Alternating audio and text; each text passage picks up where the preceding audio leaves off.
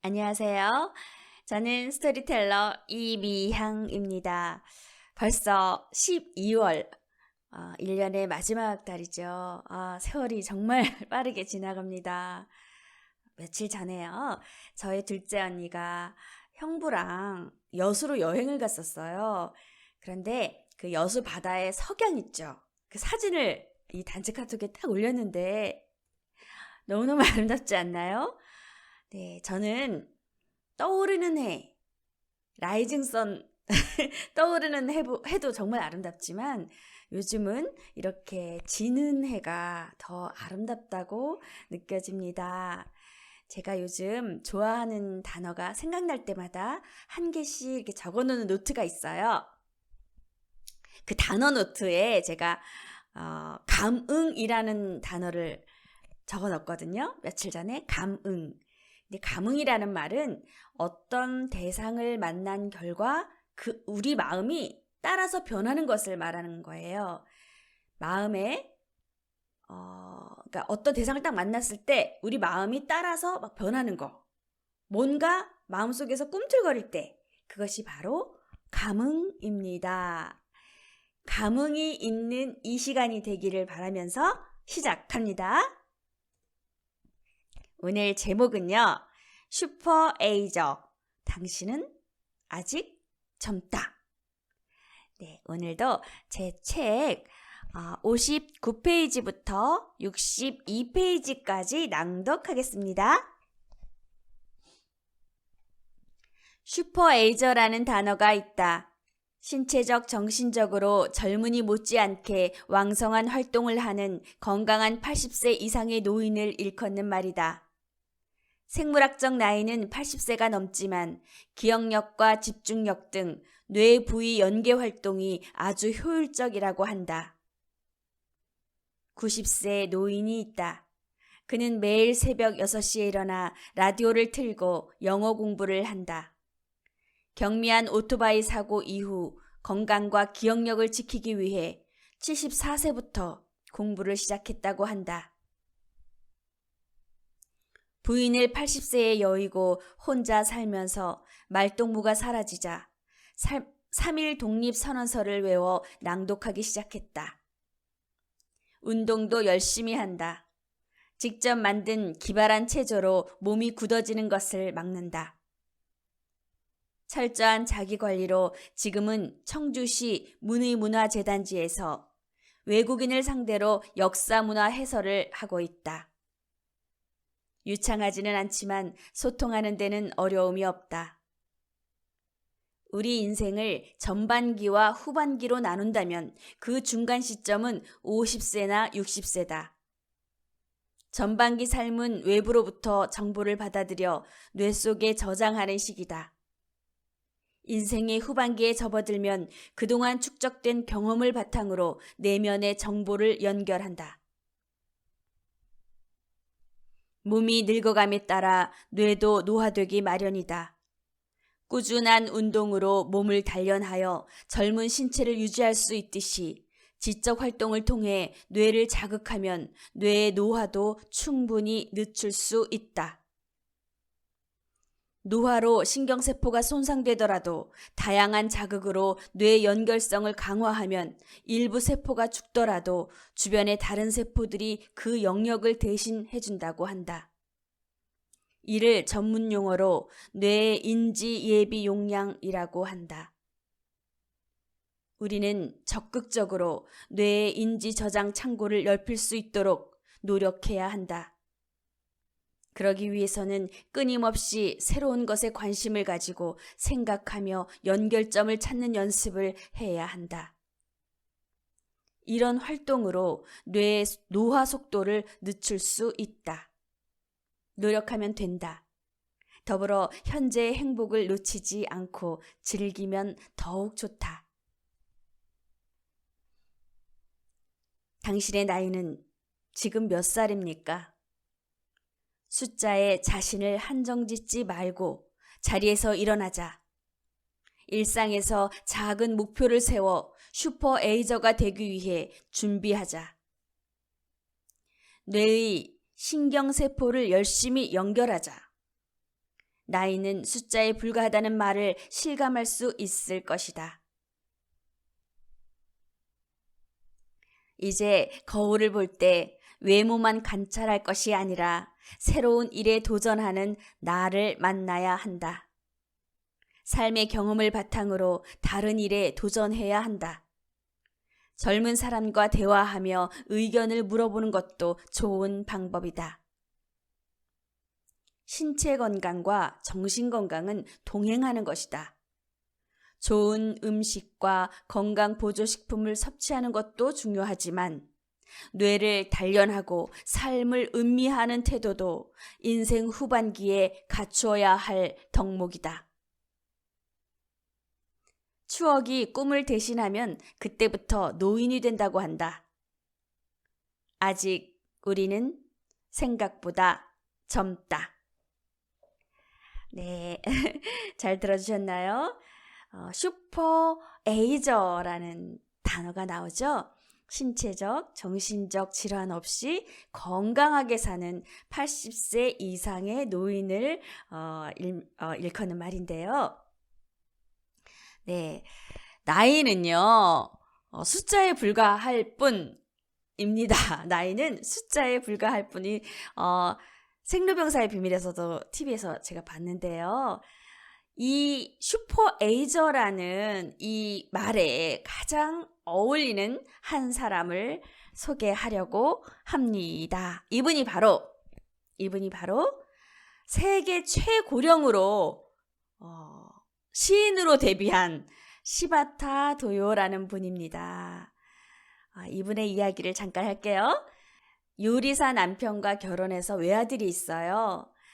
이분의 취미는 일본 무용이었거든요. 근데 90세가 넘어서 무용을 하는 것이 어려워지니까 아들이 어머니에게 시 쓰기를 권유합니다. 그래서 열심히 이제 시를 써서 아들이 이 어머니가 쓴 시를 신문사에 투고를 했는데 너무나 높은 경쟁률을 뚫고 그 산케이 신문에 실리게 됩니다. 2009년도에요. 시바타는 장례비로 모아둔 100만엔, 그러니까 우리나라 돈으로 하면 한 1000만 원 정도 되거든요. 조금 넘거든요. 네, 100만엔을 첫 시집 약해지지 마를 출간하는데 사용을 합니다. 그러니까 이제 자기 돈으로 자비 출판을 한 거죠. 자비 출판. 당시 그의 나이는 98세였습니다. 이 약해지지 마라는 대표 시인데요. 이게 내용이 이런 겁니다. 있잖아. 불행하다고 한숨 짓지 마. 햇살과 산들바람은 한쪽 편만 들지 않아. 꿈은 평등하게 꿀 수 있어. 뭐 이런 내용이거든요. 그런데 이 일본에서 이 시집이 150만 부가 팔렸어요. 원래 시집은 10,000부만 팔려도 성공으로 평가를 한다고 합니다. 일본에서는요. 10,000부만 팔려도 성공이라고 평가를 받는데 150만 부 이상이 팔린 거예요. 그리고 2011년도에는요. 자신의 100세 생일을 기념하는 두 번째 시집을 또 냅니다. 그 시집 제목이 100세입니다. 네, 100세라는 시집을 출간합니다.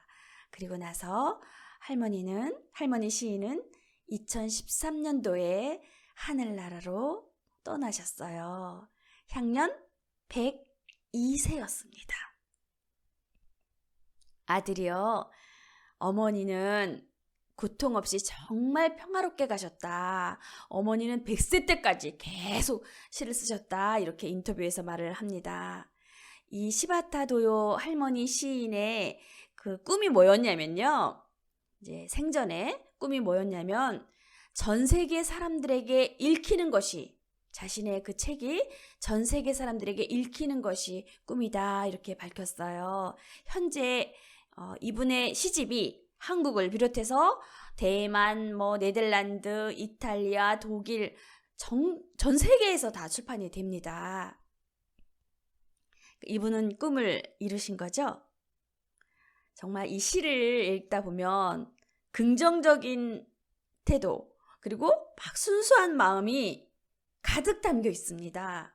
그래서 감동을 준다는 그런 평가를 많이 받고요. 어려운 말들도 하나도 없어요. 네, 저는 좋은 시란 이렇게 딱 읽었을 때 이해가 되고 그림처럼 이미지가 딱 떠오르는 시가 좋은 시라고 생각하는데 시바타도요 시인의 시가 바로 그렇습니다. 제가 이분의 시를 많이 감동을 받았지만 여러 시에 감동을 받았지만 그 중에서 2011년도에 3월달 일본 대지진이랑 뭐 쓰나미 대재앙이 있었잖아요. 그 해에. 그런데 이 할머니 시인이 피해를 입은 사람들을 위해서 위로하는 시를 발표를 합니다. 헌시예요. 헌시. 그러니까 그래서 이 시가 너무나 저는 감동적이었습니다. 이 할머니 시인이 피해자 여러분에게 라는 제목으로 시를 써서 이렇게 신문에 이렇게 기재가 되어 있었는데요. 그걸 한번 제가 찾아봤어요. 잠깐 읽어드리겠습니다. 피해자 여러분에게 뭐라고 해야 할까? TV를 보면서 다만 손을 잡을 뿐이었습니다. 여러분 마음속에는 지금도 여진이 닥쳐 상흔이 더욱 심할 것입니다. 그 상흔에 약을 발라주고 싶은 마음, 사람이라면 누구나 갖고 있습니다. 내가 할 수 있는 일이 무엇이 있을까요? 생각합니다. 이제 곧 100세가 되는 내가 천국에 갈 날도 얼마 남지 않았겠지요? 그때는 햇살이 되어 산들바람이 되어 여러분을 응원할 것입니다. 지금부터 힘들고 쓰라린 나날이 계속 이어질 테지만 아침은 틀림없이 옵니다. 이런 내용이에요. 요 부분 있잖아요. 100세가 되는 내가 천국에 갈 날도 얼마 남지 않았는데 그때는 햇살이 되어 산들바람이 되어 여러분을 응원할 것입니다. 이 부분이 저는 특히 좋습니다. 정말 위로가 되지 않나요? 이 할머니 시인이요. 인쇄 중에서 100만 엔을 이때 성금으로도 기탁을 합니다. 그리고요. 제가 이제 사진이랑 이렇게 실려 있는 걸 보게 된 거예요. 요미우리 신문에 요 터널을 지나고 있는 한 여성이 아이를 업고 같이 이렇게 시와 함께 요 사진이 실렸는데요. 이 쓰나미의 어둡고 긴 터널이 언제 끝날지 알 수 없는 그런 상황에서 이렇게 사진과 시가 많은 피해를 입은 사람들에게 용기와 희망을 주지 않았나 생각을 합니다. 정말 많은 독자가 살아갈 용기를 얻었고 또 100세가 돼서도 결코 늙음이나 외로움에 좌절하지 않고 매일매일을 신선하게 살아가는 모습에 감동을 하게 됩니다. 젊은이에게는 삶의 표본이 되어주었고요. 이 고령화 사회를 살아가는 일본 국민이 가져야 할 어떤 삶의 자세를 일깨웠다라는 점에서 굉장히 시사한 바가 크다고 할 수 있습니다. 두 번째 시집 100세라는 그 책을 내면서요. 이 시인의 한 말이 또 인상적입니다. 터질 듯한 기분을 시로 옮겨 인생의 마지막을 크게 꽃피울 수 있었다. 라면서 이제 감격했다. 이렇게 말씀을 하셨고요. 남에게 상냥하게 대한다. 그리고 남이 상냥하게 대해준 걸 잊지 않는다. 이것이 100년의 인생에서 배운 것이다. 라고 말씀을 하셨습니다. 제가 미리 띄웠네요. 사무엘 울만의 청춘이라는 시의 한 구절인데요. 나이를 먹는다고 누구나 늙는 것은 아니다. 이상을 잃어버릴 때 비로소 늙는 것이다. 이상을 잃어버릴 때 비로소 늙는 것이다. 네, 우리는 늙지 않습니다. 네. 오늘 어떠셨나요? 오늘 슈퍼 에이저 시바타도 시인의 이야기 잘 들어주셨나요? 또 여러분에게 또 잔잔한 그런 어떤 감흥이 일어나지 않았나요? 저의 이야기, 또 제가 경험한 이야기, 또 삶을 아름답게 살아가는 사람들의 이야기가 여러분에게 감흥을 불러 일으켰으면 좋겠습니다. 그렇다면 댓글로도 표현해 주시면 좋겠습니다. 눈을 동그랗게 만들고 귀를 쫑긋 세우게 하고 마음을 활짝 열게 하는 어떤 언어로든 가장 강력한 7개의 단어가 있습니다. 자, 이제 제가 여러분에게 이야기 한 편 들려줄게요. 우리들의 이야기는 다음번에도 ING입니다. 감사합니다. 다음에 또 만나요.